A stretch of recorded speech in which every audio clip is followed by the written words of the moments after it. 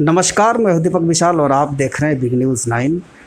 राजनीतिक गलियारों से लेकर शिक्षा के स्तर तक तमाम चर्चा के लिए आज हमारे साथ मौजूद हैं केदारनाथ पांडे जी, जो कि माध्यमिक शिक्षक संघ के अध्यक्ष हैं।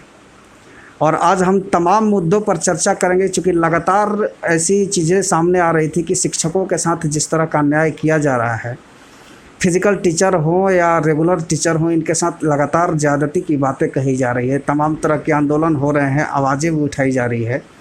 तो इन सारे मुद्दों पर चर्चा करने के लिए आज हमारे साथ मौजूद है केदारनाथ पांडे जी, जो बिहार माध्यमिक शिक्षक संघ के अध्यक्ष भी हैं।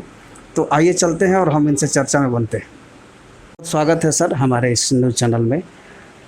एक्चुअली सबसे पहला चीज़ ये जानना चाहेंगे कि जिस तरह से टीचरों के साथ जो अन्याय होते आया है, लगातार बिहार सरकार की अनदेखी की वजह से टीचर एक तरफ कहीं ना कहीं रुष्ट हैं और एक बड़ी आंदोलन की ओर संकेत आपने भी कितने बार बोला है कि अगर सरकार हमारी बात नहीं मानती है तो बड़े आंदोलन की ओर हम लोग बढ़ेंगे।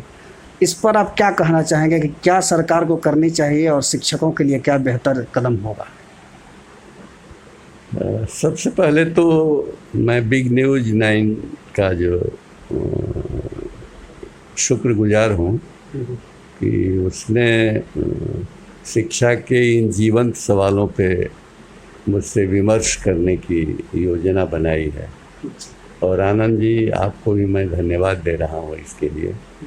दरअसल बिहार की शिक्षा का जहाँ तक सवाल है और शिक्षकों का जहाँ तक सवाल है, तो शिक्षा तो चलती है नीतियों के आधार पर, और नीतियां निर्धारित करने का दायित्व तो केंद्र सरकार की भी है और राज्य सरकार की भी। चूँकि कॉन्करेंट लिस्ट में शिक्षा है देश में, तो केंद्र की नीतियां भी सही नहीं हैं, जिनमें आम आदमी के बेटे बेटियों के शिक्षा की कोई सही व्यवस्था की बात की जाए। और राज्य की भी स्थिति यही है कि राज्य की नीतियां भी ऐसी नहीं हैं जिसमें आम आदमी के बच्चों को समान और गुणवत्तापूर्ण शिक्षा देने की कोई बात की जा रही हो। तो मैं दो बिंदु की ओर आपका ध्यान आकृष्ट करूंगा कि 1968 में भारत की संसद ने कोठारी आयोग की अनुशंसा पर एक नीति स्वीकृत की थी। उस नीति में दो बड़ी बातें थी कि जीडीपी का 6% शिक्षा पे व्यय किया जाएगा, और दूसरी सिफारिश थी कि समान स्कूल प्रणाली की पड़ोस पद्धति शिक्षा लागू की जाएगी। इस बात को 86 तक तो पूरा नहीं किया गया, और इसलिए 86 में जब दूसरी राष्ट्रीय नीति बनी तो उसमें भी इस बात को दोहराया गया कि चूँकि पिछले दिनों नीतियों का कार्यान्वयन सही तरीके से सरकार ने नहीं किया है, इसलिए इन पर फोकस किया जाएगा। और जो शिक्षा के क्षेत्र में असमानता है, बच्चों को जो समान अवसर नहीं मिल रहे हैं, उनकी असमानताओं को दूर किया जाएगा, उनको समान अवसर दिया जाएगा और विज्ञान और प्रौद्योगिकी का उपयोग किया जाएगा। लेकिन अवसर की समानता लागू नहीं हुई, और विज्ञान का प्रयोग तो हुआ, प्रौद्योगिकी का प्रयोग तो हुआ, लेकिन निजीकरण और बाजारीकरण के दरवाजे चौड़े हो गए। निजीकरण से एक सवाल आता है कि अभी कुछ दिन पहले की बात है कि पटना के एक नामी गिरामी स्कूल, जहाँ पे क्योंकि लॉकडाउन में सब लोग बंद था, सरकार ने भी गाइडलाइन जारी किया कि स्कूल में बच्चों का फी नहीं लिया जाना चाहिए, लेकिन इसके बावजूद भी ऐसी खबरें आ रही कि बहुत सारा स्कूल जो है वो गार्जियन को परेशान करता है, टॉर्चर करते हैं कि आपको फ़ी जमा करना। इस पर क्या? हाँ, सही बात कर रहे हैं आप। सिर्फ फ़ी ही नहीं, फ़ी तो एक बात हुई, ट्रांसपोर्टेशन फ़ी भी निजी विद्यालय ले रहे हैं। हाँ। जबकि सरकार ने कहा था कि लॉकडाउन में बच्चे जब पढ़ नहीं रहे हैं तो फीस नहीं ली जाएगी, और ट्रांसपोर्टेशन फ़ी तो बिल्कुल नहीं ली जानी चाहिए। लेकिन अब निजी विद्यालय जो चल रहे हैं ये उस प्रभु वर्ग के विद्यालय हैं जिन प्रभु वर्ग के विद्यालयों पर सरकार कोई अंकुश लगाना नहीं चाहती। उन लोगों के अधिकारों में या उनके और कोई तरह से उस पर नियंत्रण और नियमन नहीं करना चाहती।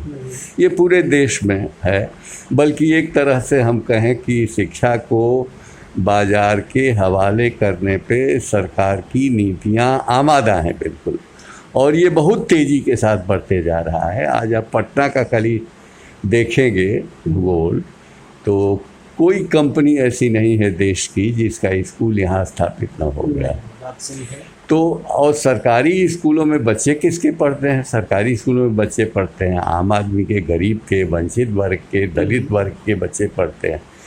तो उनकी चिंता शासन के द्वारा नहीं की जाती है, न तो केंद्र के स्तर पर और न तो राज्य के। कहने के लिए सारी व्यवस्थाएं हैं, भवन बन रहा है, ये हो रहा है, आधारभूत संरचना जुटाई जा रही है, शिक्षकों की नियुक्ति की जा रही है, लेकिन सरकार उसके प्रति कोई बहुत संवेदनशील नहीं है, दिखाई पड़ती है। हालांकि माननीय उच्चतम न्यायालय का जो न्याय निर्णय है उसके आलोक में संविधान के अनुच्छेद 21 में संशोधन करके 21 को लाया गया था और 6 से 14 वर्ष तक के बच्चों के लिए अनिवार्य और निःशुल्क शिक्षा का अधिकार लागू किया गया।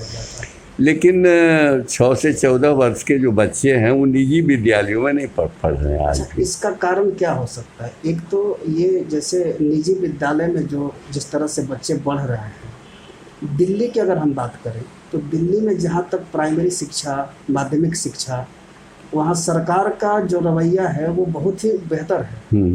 क्या वो तरीका बिहार में लागू नहीं किया जाना चाहिए? लागू तो किया जा सकता है, लेकिन प्रश्न ये है कि सरकार कितना प्रायोरिटी में लेती है शिक्षा को। जैसे दिल्ली की केजरीवाल सरकार ने और मनीष सिसोदिया जी ने शिक्षा को अपने एजेंडे में स्वीकार किया और स्कूलों को इस तरीके से बनाने की कोशिश की कि निजी विद्यालयों के बच्चे सरकारी विद्यालयों में आ जाएं और उनकी अच्छी पढ़ाई हो सके।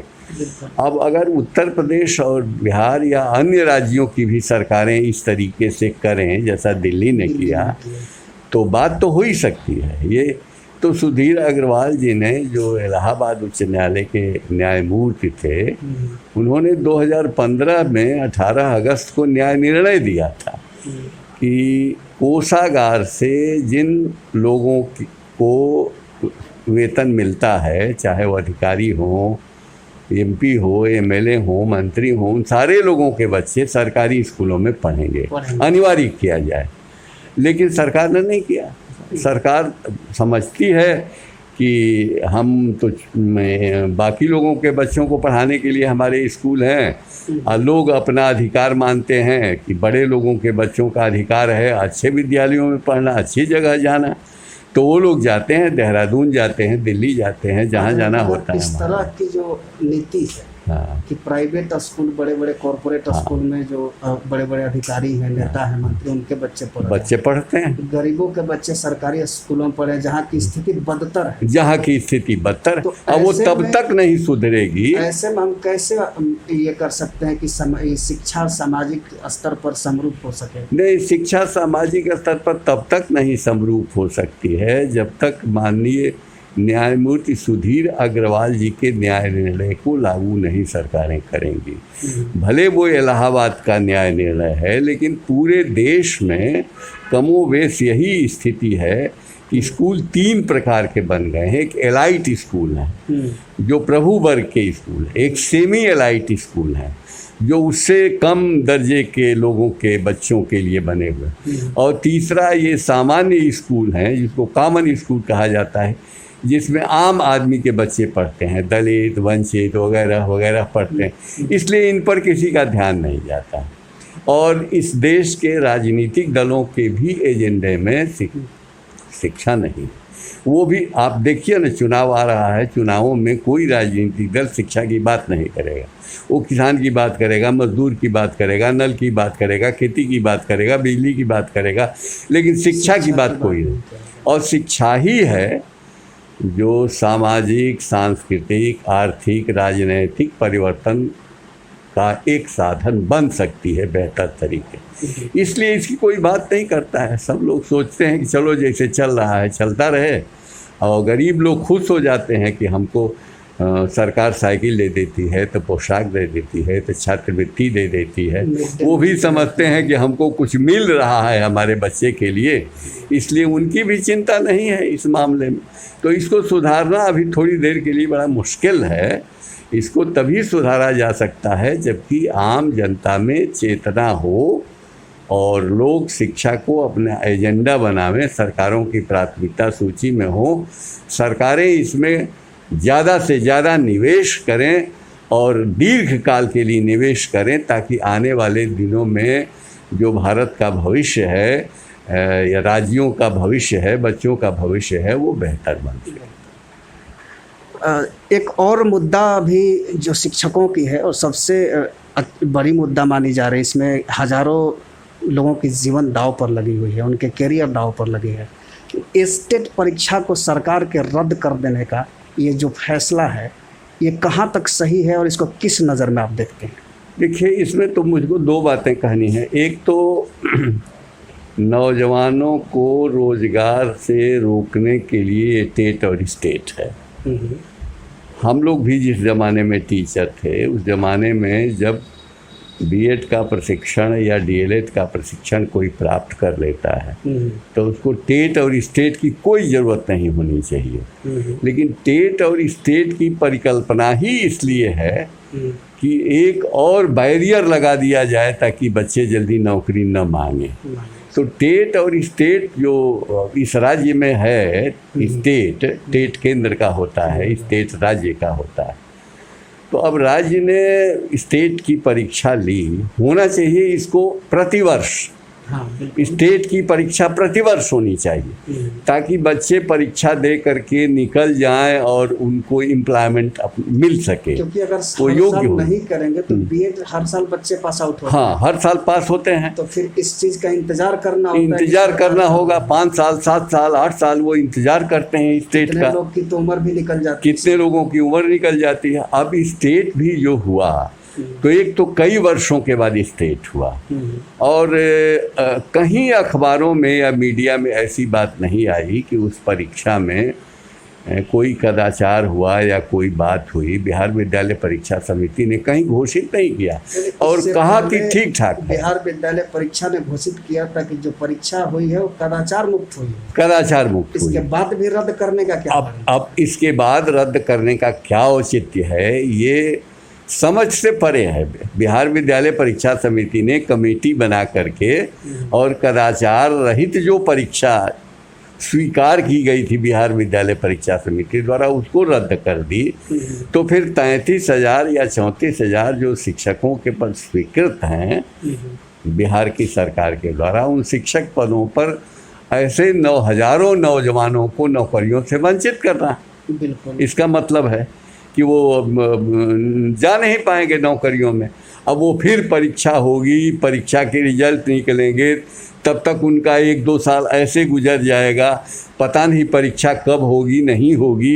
ये सारी बातें अब तय होगी, बिहार की दशा दिशा पर तय होगी, यहाँ के चुनावों पर तय होगी।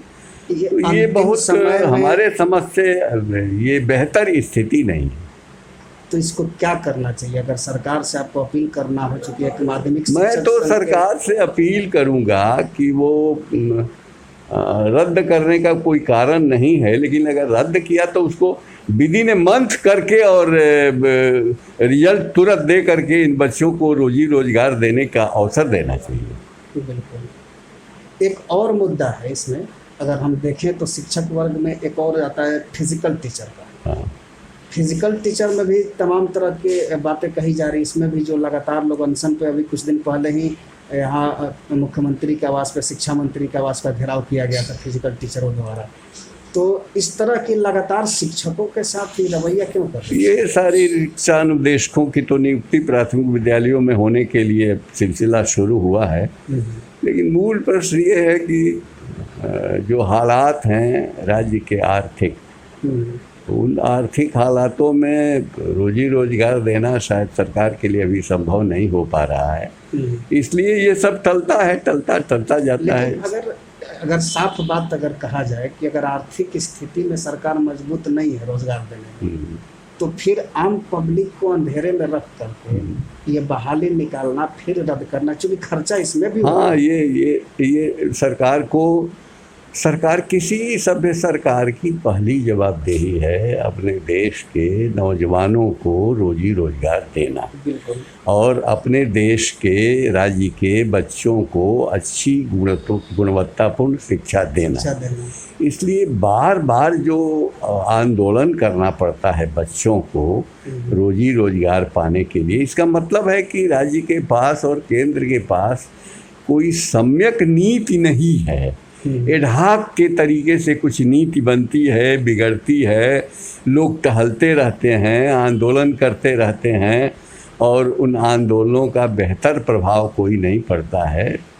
शिक्षा को कोई बेहतर नज़र से नहीं देखता है, सरकारें भी प्राथमिकता में इसको नहीं ले रही हैं, इसलिए ऐसे हालात पैदा हो रहे हैं। चूँकि आप एक शिक्षक संघ के अध्यक्ष हैं, खुद शिक्षाविद और टीचर भी रह चुके हैं, आपसे ये जानना है कि आखिर इस तरह की रवैया चल रही है तो जो शिक्षक हैं, जो पीड़ित हैं, उन्हें कौन सा कदम उठाना चाहिए कि सरकार कुछ बना? ये तो वो तो अपना आंदोलन कर रहे हैं, वो तो आंदोलन ही कर सकते हैं, इससे अधिक वो कुछ नहीं कर सकते हैं। उन्हें अपने राजनीतिक दलों से कहना चाहिए कि वो लोग शिक्षा को एजेंडा में रखें और सरकार पर दबाव बनाएं। रोजी रोजगार पाना उनका हक है और मैं सरकार से अपील करूंगा कि ऐसे नौजवानों को जो सारी शिक्षा अनुदेशक के लिए आवेदन किए हुए हैं उनकी नियुक्ति की जाए, स्टेट वगैरह जल्दी आयोजित करके उनको नौकरी में जाने का अवसर मुहैया कराया जाए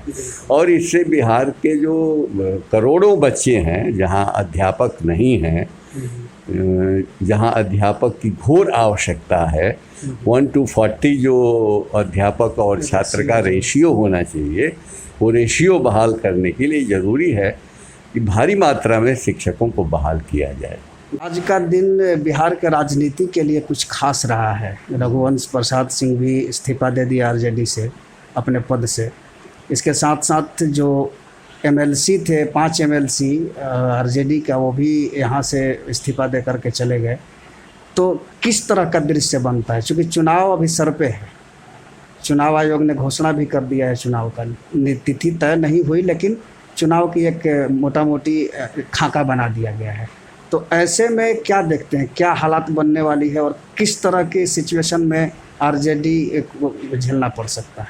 देखिए, ये तो एक राजनीतिक सवाल है। राजनीतिक सवाल पर तो राजनीतिक दलों को टीका टिप्पणी करनी चाहिए। मैं कोई टीका टिप्पणी नहीं करता है ऐसे सवालों पर, लेकिन मेरी समझ से जो स्थिति सामने दिखाई पड़ रही है कि राजनीति में अब इतनी महत्वाकांक्षाएं बढ़ गई हैं कि जो मानव मूल्य हैं और जो आदर्श हैं उनका बहुत तेज़ी से स्खलन होते जा रहा है और ये सारी चीज़ें राजनीति के लिए सुखद नहीं हैं कि आप किसी दूसरे एजेंडे पर आए जीत करके और फिर आप कहीं और चले जा रहे हैं। तो लेकिन इस पर एक शिक्षाविद की हैसियत से हमको क्या टीका टिप्पणी करनी है, लेकिन मैं इसको देश के लिए और सुखद नहीं मानता हूँ, अच्छी बात नहीं।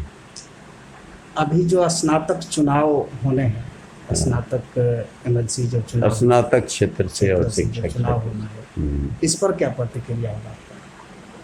अब इसमें तो पार्टियों की ओर से उम्मीदवार ज़रूर घोषित होते हैं और कुछ निर्दल भी उम्मीदवार होते हैं और इन चुनावों में प्रायः वही उम्मीदवार विजय हासिल करते हैं जो दलगत सीमाओं से ऊपर होते हैं और शिक्षकों का या स्नातकों का काम करते रहते हैं। उनके पिछले रिकॉर्ड्स मतदाता देखते हैं क्योंकि ये पढ़े लिखे लोगों का चुनाव होता है। स्नातक में जाहिर है कि स्नातक जब मतदाता बनता है तो आम आदमी से तो भिन्न होगा। बिल्कुल। शिक्षक क्षेत्र में शिक्षक मतदान करते हैं तो वो भी भिन्न होता है। इसलिए इसमें दलीय सीमाएं ज़्यादातर कोई प्रभावी नहीं बनती हैं, बल्कि इसमें प्रभावी बनती हैं कि व्यक्ति का व्यक्तित्व कैसा है और जनता में उसके प्रति विश्वास कितना गहरा है, वो उसके जो मतदाता हैं वो कितने संतुष्ट हैं और कितना उसको पसंद कर रहे हैं अपने उम्मीदवार को, अपने प्रत्याशी को, तो उसका ज़्यादा असर पड़ता है। पिछला अनुभव हम लोगों का यही बता रहा है। 18 साल से आप भी MLC हाँ हैं। हाँ। तो आगे आपका भी तो अब इस बार चुनाव लड़ने की हाँ, मेरा भी चुनाव है और मैंने लगातार महसूस किया है, देखा है कि हर चुनाव जो मेरा आता गया है उसमें मेरे मत बढ़ते गए। इसका मतलब है कि 2002 में हमको जो मत मिला, 2008 में उससे ज़्यादा मिला, 2014 में ज़्यादा मिला। तो हमारी जो जनता है, हमारे जो मतदाता हैं, उन्होंने हम पर ज़्यादा विश्वास किया। हमने देखा कि शिक्षा के क्षेत्र में हमने उनके लिए ज़्यादा काम किया है। बहुत सारा बदलाव हमने लाया है। सरकार के सामने सवाल उठा करके शिक्षा में बदलाव का, जैसे नियोजित शिक्षक नियत वेतन पर आए थे, आज एक वेतनमान पे हैं। बहुत सारी उनकी सेवा दशाओं में परिवर्तन हो रहा है, कुछ परिवर्तन होने वाला भी है। फिर पाठ्यक्रम वगैरह जो बच्चों का है उसमें तब्दीलियां आई हैं, CBSE पैटर्न लागू हुआ है, कॉलेज टीचर्स जो हैं उसमें परिवर्तन हुआ। पाठ्यक्रम पर हम चर्चा करें तो इस पर भी एक चीज़ें सामने आती है कि पाठ्यक्रम पूरे बिहार में, या फिर यूँ कह लीजिए कि माध्यमिक शिक्षा के जो पाठ्यक्रम होता है वो हर जगह एक होना चाहिए। क्या इस पर क्या पता? हाँ, बिल्कुल एक होना चाहिए। पूरे देश में एक पाठ्यक्रम होना चाहिए। थोड़ी सी भिन्नता होती है, कि राज्यों की जो सामाजिक स्थिति है उसके हिसाब से पाठ्यक्रम में 1-2 अध्याय भिन्न होते हैं उसकी स्थिति। लेकिन समग्रता में देखा जाए पाठ्यक्रम को, तो समग्रता में पाठ्यक्रम के जो मूल सिद्धांत हैं, मूल बातें हैं, वो एक समान होनी चाहिए। इसलिए CBSE के अनुरूप ही पाठ्यक्रम आज पूरे देश में चल रहा है। वही पैटर्न अब लोग स्वीकार कर चुके हैं। हाँ, थोड़ी सी बिहार के आधार पे, झारखंड के आधार पे, उत्तर प्रदेश के आधार पर थोड़ी भिन्नता होगी, थोड़ी सी। इसमें भी एक थोड़ा सा विरोधाभास आता है कहीं ना कहीं।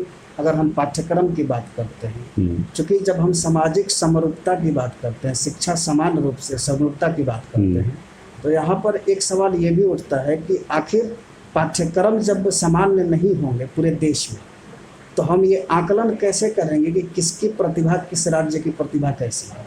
चूँकि सबकी पाठ्यक्रम अलग अलग है, सबका अलग अलग सिलेबस बना दिया गया है। नहीं, सिलेबस तो मोटा मोटी सबका एक ही तरह का है। NCERT की जो किताबें हैं तो मोटा मोटी सिलेबस सब जगह एक ही सा है।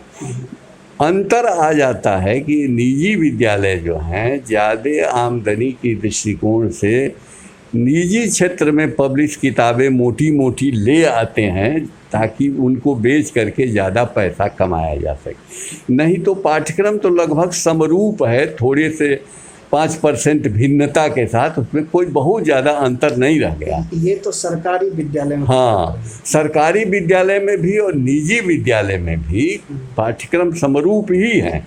थोड़ा सा अंतर निजी विद्यालय पाठ्यपुस्तकों में कर लेते हैं, किताबों में कर लेते हैं, जो निजी क्षेत्र में प्रकाशकों द्वारा छापी जाती हैं और बड़े बड़े मूल्य पर बेचती हैं। अदरवाइज उसकी ज़रूरत नहीं है। NCERT की किताबें इतनी अच्छी किताबें हैं कि पूरे देश में अगर उनको कड़ाई से पढ़वाया जाए तो मैं समझता हूँ कि ज़्यादा बेहतर। बच्चों के लिए अभी का जो दौर रहा है, लॉकडाउन में जिस तरह से जिन लोगों की पढ़ाई बाधित हुई है, उन लोगों के लिए क्या मैसेज देना चाहेंगे? मैं ये मैसेज देना चाहिए, पहले तो मेरी दृष्टि से ये ऑनलाइन एजुकेशन जो है ये बच्चों के स्वास्थ्य के लिए और बच्चों के दृष्टिकोण से ये सही नहीं है। ये ऑनलाइन एजुकेशन का, क्लास एजुकेशन का कोई विकल्प नहीं हो सकता। ये थोड़ी देर के लिए इसलिए आवश्यक माना गया है कि चूंकि कक्षाएं अभी चालू नहीं हो रही, लेकिन इसका घाटा ये हो रहा है कि चूँकि बहुत से कॉमन बच्चे हैं, गरीबों के बच्चे हैं, जिनके पास न तो कंप्यूटर है न तो मोबाइल है, तो वो तो ऑनलाइन पढ़ नहीं पाते। दूसरी चीज़ कि छोटे छोटे बच्चे जो पढ़ रहे हैं उनकी रीढ़ की हड्डी और आँख, ये दोनों पर गहरा असर पड़ रहा है।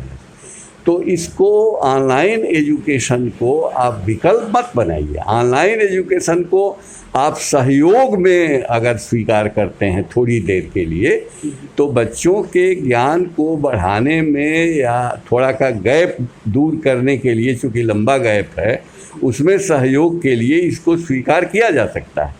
लेकिन जो इस देश के संविधान के मूल उद्देश्य हैं, जो मूल्य वर्णित हैं, उन मूल्यों को तो कक्षाओं में ही पढ़ाया जा सकता है अध्यापक के। ऑनलाइन क्लास से हम सामाजिक विकास नहीं कर सकते ना, नहीं कर सकते। बच्चों के चरित्र में कोई परिवर्तन आप नहीं कर सकते, बच्चों के व्यवहार में कोई परिवर्तन नहीं कर सकते, उनमें राष्ट्रीयता और अंतर्राष्ट्रीयता का भावना का विकास नहीं कर सकते।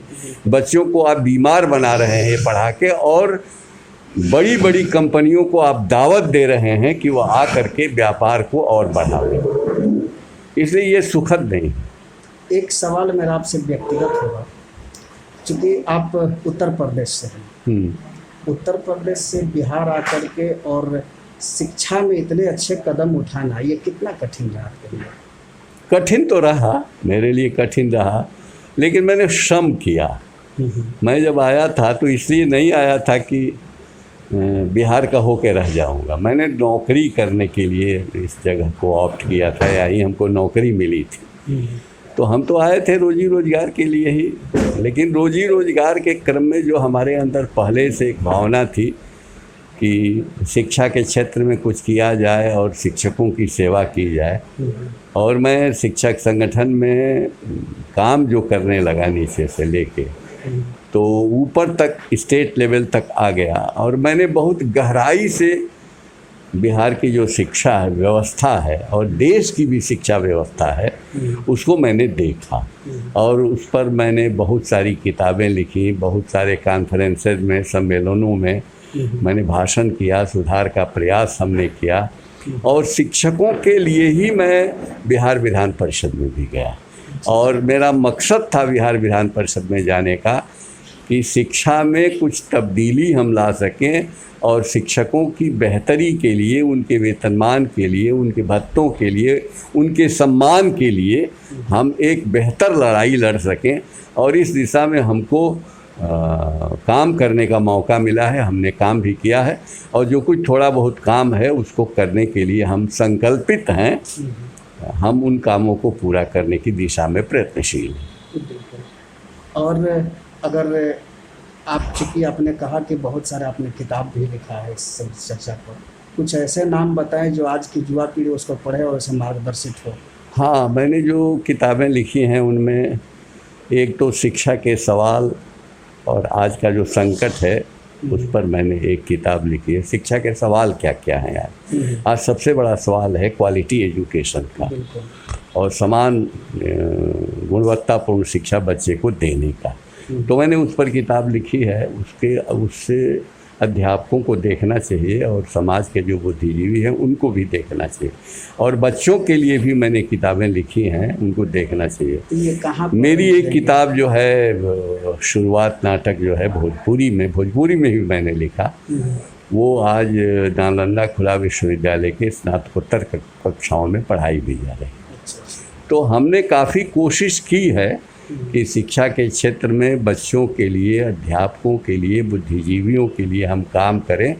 इसलिए बिहार में 10 शिक्षा सम्मेलन हम लोगों ने किया है, और देश में भी राइट टू एजुकेशन में हम लोगों ने काम किया है। अभी भी काम कर रहे हैं, अभी भी हम लोग काम कर रहे हैं। ऑनलाइन एजुकेशन को विकल्प नहीं बनने देने के लिए हम लोग संघर्ष कर रहे हैं, सरकार को सिफारिश कर रहे हैं, और बिहार में शिक्षा की नीति में बदलाव लाने के लिए भी हम लोग सार्थक हस्तक्षेप कर रहे हैं।